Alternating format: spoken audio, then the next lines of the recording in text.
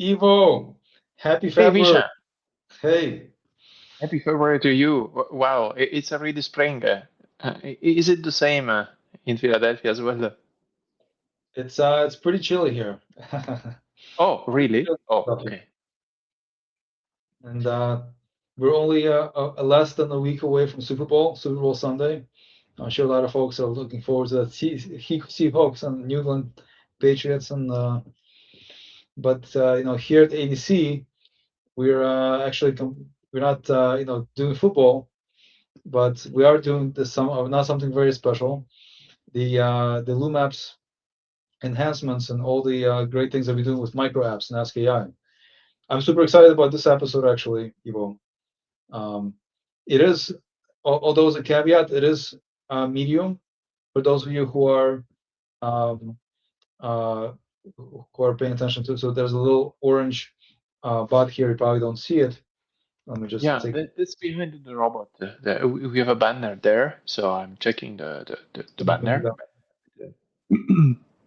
So anyway, so a big agenda today. First of all, just a quick reminder: post your comments directly in the LinkedIn. Still gonna figure out a better, maybe a different solution for live streams, but so far StreamYard is working with what we have. Although just post your comments on LinkedIn, we'll be checking those periodically, and we'll be responding in real time or after. Okay, pro tip of the week. So one thing that Lumos has had in the recent release R1 for 2026 is the multilingual kind of multi-language management for with MicroApps.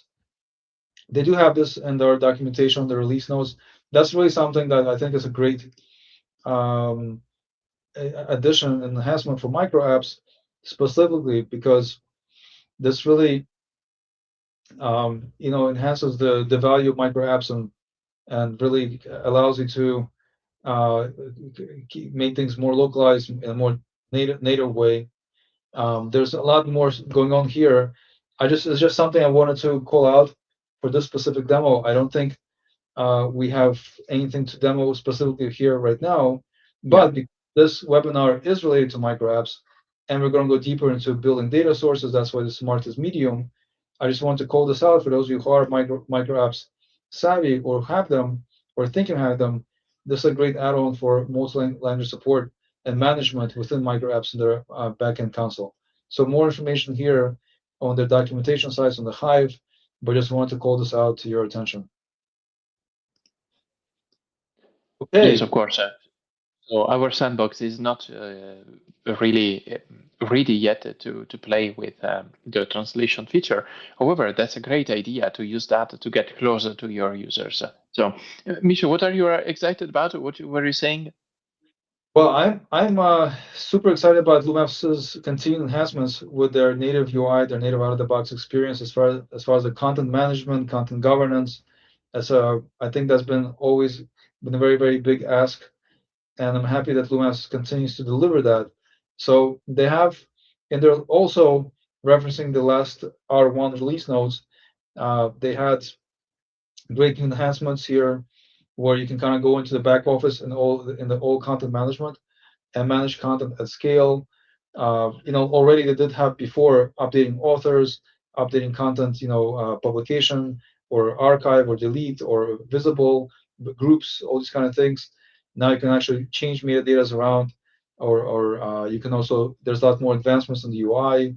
You can look at content history, who's been modifying content. The UI is really, really, really improved. I'm super excited about this one because content management is not easy, and bulk content management is also even harder. And before, historically, Loomis had a toolbox, which they still do, right? But a lot of things that you have to do kind of with manual, with sheets and imports, exports. Now a lot of these things you can't do natively. So I just want to do a quick demo of this on our sandbox environment on LumApps in the all content section. So first of all, the all contents is right above all the content types. You can either access from the back office here, or you can access through the cogwheel.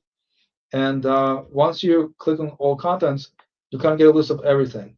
So at a glance, so the latest enhancements kind of, it makes Visual a lot prettier, a lot cleaner. LumApps really does have a great experience design. The creation capabilities are really great, and it's just a really pleasant experience to look at.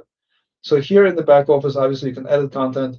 Here's this new icon here, information, where I get more context about this specific page, IT portal.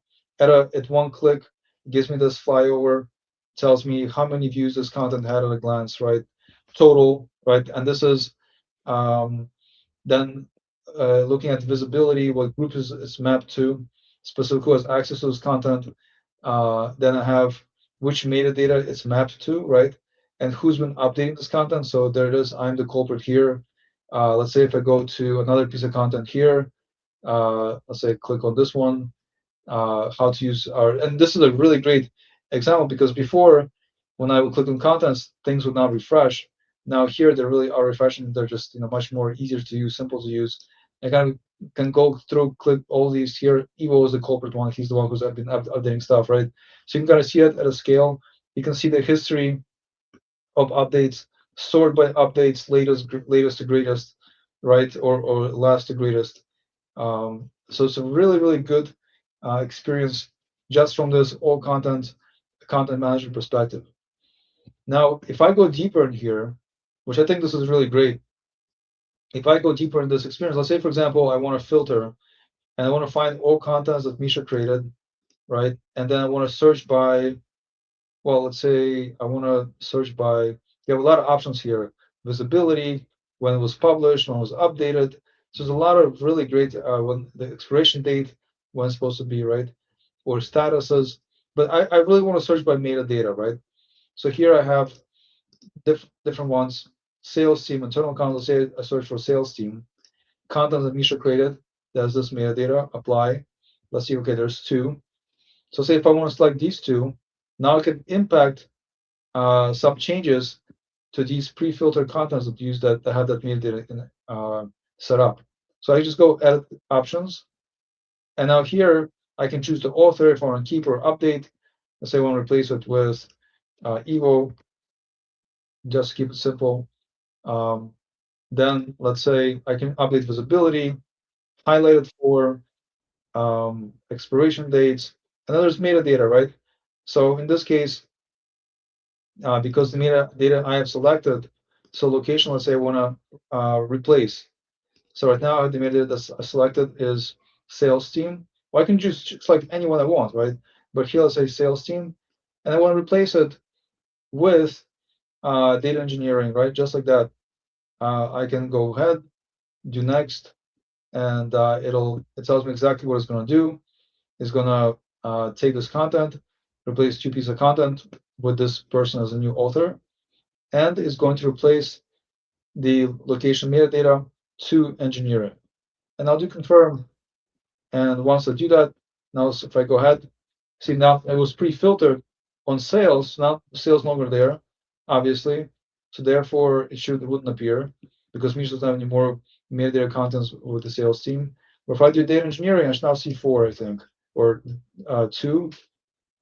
And I should probably be able to see maybe these are the two new ones that are here.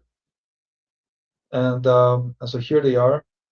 And yeah, so this is pretty much the experience. You can obviously do a lot of powerful things here, but at a glance, this really helps with content management. Now, of course, before you do any of this, it's very important to know that if you're using metadata for governance, content governance, right, to see who's managing what, who stays in what lane. So it's very important before you do any of these changes to really understand to make sure that you're not impacting any of the current state roles that are set up on your site. That's number one. Number two is you must also remember, right, that metadata is very impactful in analytics, and analytics is one of those sources. And the site here, where you look at contents, and you can actually go to a piece of content to a content tab. You can filter on metadata, and that will show you exactly the scope and the KPIs, the analytics that are behind content that has that metadata mapped, right? So if you're changing doing any kind of changes with metadata, moving metadata from one content to another one, that analytics data is going to break. So it's very important to keep in mind those things before you do it. Even though it is great, it's very simple, right? These are kind of, as a CMS, content management solutions person, or enterprise community manager, right? You're really are, obviously you have the global vision. You're not just a tech somebody in tech, but you really know what the greater impacts are on architecture, on analysis, content analysis, on governance, all those kind of things. So keep those things in mind. LumApps, again, is just a tool, right? It does give you great capabilities, but there's a lot of responsibility that comes with that. So it's very important to keep all those things in mind as you use this content, all content stream to manage content. So that's what I'm so excited about with this latest release, all these great new enhancements. And yes, even though we do have a lot of extensions that now that we developed are not as friendly because of these new enhancements, but that's great. LumApps has done their job, and we're very happy with it. And still, the toolbox extensions that we have still do have a lot of value, despite these changes for inter-site, intra-site updates and things like that, which obviously we won't go into right now. Okay, and with that in mind, It's huge. Thank you, Michel. So, yeah, well, with that in mind, thanks a lot for the transition, dear Misha, and thanks a lot for the demo that you just did. That's very, very interesting. So, well, my part of the ADC Live also is quite interactive. No, well, it's not a slide based. In fact, we don't have much about. Well, I don't have prepared. I didn't prepare any slide about this portion of the ADC Live. That will be just a demo. And so I'm sorry, I'm going to remove your slide and I'm going to add my screen. So for the demo today, what we are going to see together is how you can use a MicroApp connected directly to AskAI. So just in case, we already did a presentation about MicroApps a few months ago. Maybe it could be worth to have a look at that one as a first introduction to MicroApps in general. During that presentation, what I remember is that I have also introduced you to the LumApps Designer. So the LumApps Designer is visible in the developer portal. So in this case, here we go. This one is the LumApps developer portal, at least how it looks like for us. And well, of course, you can see here in this very long list, these are all the widgets that we have authored. And of course, we have tested plenty of MicroApps. In order to recognize them, for the moment, we can tell you that the ones with a yellow icon are the ones that we have implemented with the MicroApps. And so what we are going to see together today is, how do you create a simple MicroApp that is connected to AskAI? So, first of all, when you create a new extension, you have to pick up one of these choices, MicroApp, the obvious one, widget, or advanced extension. So for this case, we are going to create a MicroApp, and we're going to call it something like Misha MicroApp. Well, sorry, Misha, any mention here is purely casual. Simple, ask AI MicroApp intended to demo how to connect it to AskAI. It's always very, very important to give a description of what your MicroApp does. So our MicroApp, for the sake of this demo, will be very simple. So let's have a look at this. And so here we have the workflow. A MicroApp has a workflow inside it, and it always begins from the start. That's trivial. So even General Lapalisse was alive 5 minutes before dying. So in this case, what we do is that we have to edit input variables. So this one is paramount when you have a when you have a micro app that you wanted to connect to AskAI, you need to use these input variables. If you don't have it, but because I have struggled a lot before getting this, well, you have to ask the LumApps support to enable the AskAI micro apps support. Maybe you could still not have it. So just in case, double check that option. Okay, so here I am going to add a new variable. This is very important, and you have to define it with this precise name. So the name must be query, in the sense that this will be connected to the sentence that the end users are going to type in the search bar. The text in that search bar, technically speaking, is a query. And so here is where the name of this variable comes from. So we are not going to put any default value. We are going to leave it this way. We just type a query. So that's it. Let's apply this. And then this is the second very important step. You cannot succeed without this, is that we have to add something here. So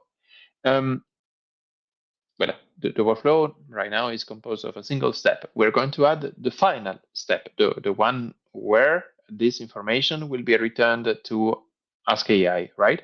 So there is an input that is the start step. That's where we will be getting the input about what the user is typing. And then we will have an output. So what are we going to return to the user that is querying this simple micro app, right? But I know it's a bit simplistic, but for the sake of the demo, we are just going to add two steps, the start and the end. So here you have to select from this menu the item that is called the LumApps component.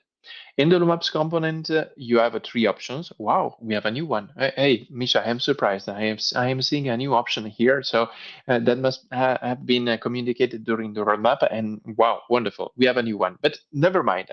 Here in this moment, so that's iframe. The new option here is iframe.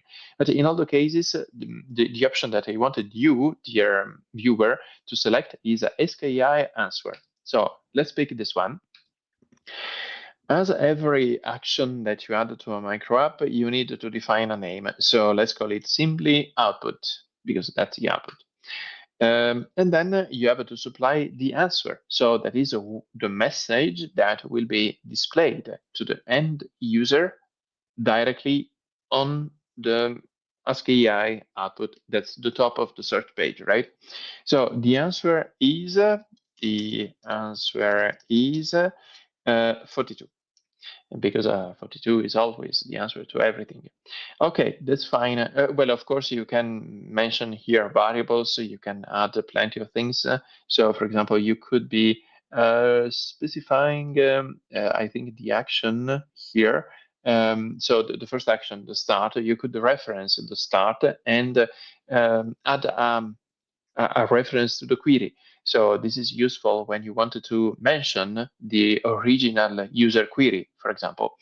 Given that, this is a formula, and you needed to know that kind of expressions. That's the most technical part here. But here you have expressions that needed to follow a very precise pattern. So that's the reason why I have already another application that we have defined to test this scenario, and where I'm going to take that formula out of here. So you typed actions start input variables query, right? This is the formula that we are going to use in our newly created extension. So the answer is 42, and we are going to write something like originally you asked, and we're going to put that very long formula in here. More about the formulas. I know that you are a fan, a Harry Potter fan, you viewer of this ADC live. So you know, Harry Potter is always mentioning formulas. For example, he creates his patronum, and in order to create that patronum, he has to say a very magical formula that is expecto patronum. So this kind of formulas that you have here, well, you can compare them to what Harry Potter says in his movies. So you are going to be the new Harry Potter, the LumApps Harry Potter. Break, that's the end of the break. So let's create this new step. We see it here, and now we have just to save our micro app. So it's over.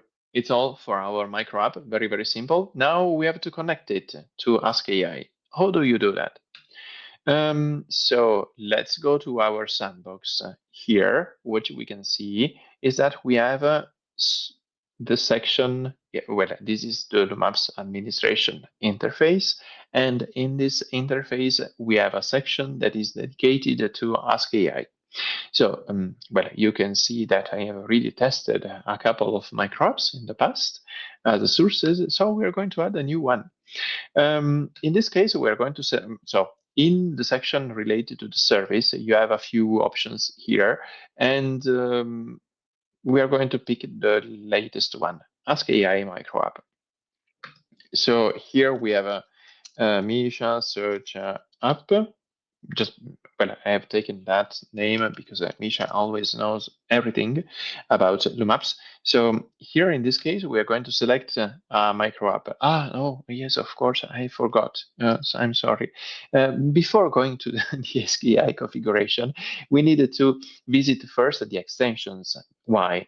Because we have just created a new micro app, and given that it's brand new, it has not yet been installed. So as a magic, well, this is LumApps magic, right? So we have just created the micro app, and it's already available in our extensions shop. So we just needed to install it, and then we go here and we type Misha once again. Oops, type Misha Marco app. Well, you have certainly noticed that its status is not activated. So we needed to turn it on here, and we save, just in the case of. Then let's go back to the AskAI sources. In the AskAI sources, we are going to define a new source, and we are going to pick AskAI MicroApp. We type a name here, as I was saying, and here we select a new microapp, the Misha microapp that I have just installed. Okay, that's enough.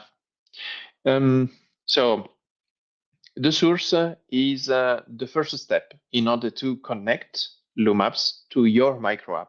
You have to create three different things. You have to create a source that is the origin of the information, that is your microapp. Then you have to create an expression. Harry Potter again.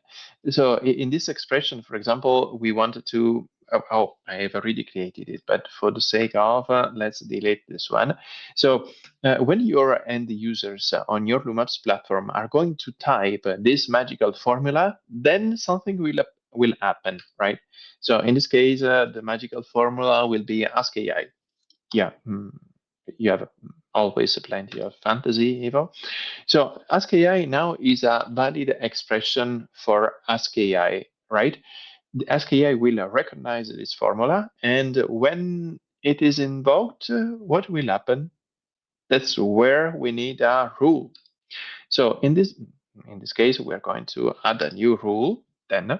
So that's a Misha AskAI micro app with 2P.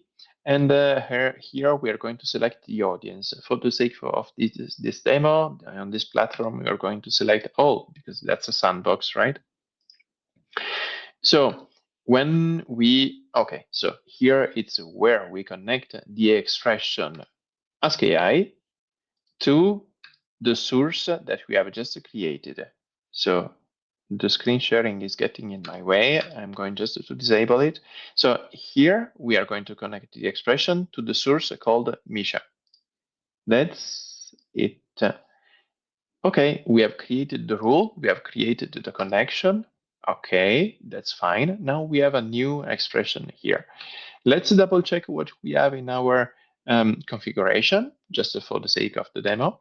And here we are going to see that, well, no relevant parameter in this section. That's all, everything is fine here. Now, the last step of the demo, let's see if this works. So if everybody has followed us so far, now we have a magical formula that is going to invoke our brand new Misha micro app, right? So let's type AskAI here, and then let's see what happens. Oh, wonderful. That's it. So everything that you are going to pass in the search bar here is going to be passed to your micro app that you have just created, AskAI. So for example, let's add Misha just for the sake of the sample, and we can see that now the query has become this. And the answer, of course, is always at 42 because that is what we have hard-coded in the micro application. That's it. That was as simple as that. Now you have to use your imagination because, of course, I have just added the first step and the last step. What lies in between the two? It's totally up to you. So personally, I'm very, very curious about what you are going to create, what you are going to put in between the two. And if we can help you with in the implementation of new microapps, we're always available to study the feasibility of something. Please contact us. Okay. Good luck with this awesome new feature that has been published by LumApps already last year. Times is flowing so quickly for the ones who are old like me. So that's it. That was all for the demo.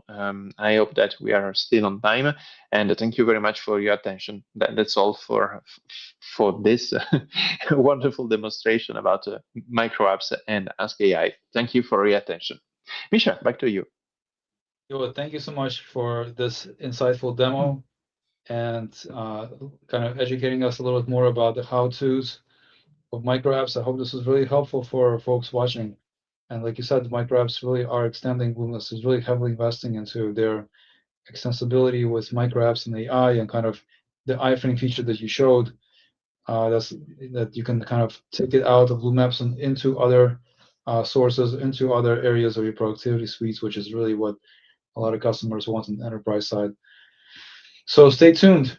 Your feedback really always matters, as you know. Please come to the Hive, LumApps at the Hive. Give us your feedback, as always. You know our spiel.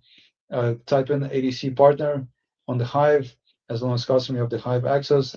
Click to take the ADC live survey using our survey widget here, and you'll get the survey. You'll take the results, take the test, and tell us what you think. To give us more topics, more things to discuss. Maybe you want to come on the show. That's always very, very helpful. And finally, what's next? We have our next webinar. The ADC Live event is going to be talking about languages, working with languages in LumApps, setting up content types, translations, working with languages in navigation. So if you're a customer, if you have a multi-site, multi-language experience, this might be a very good one for you. Thank you very much again for tuning in.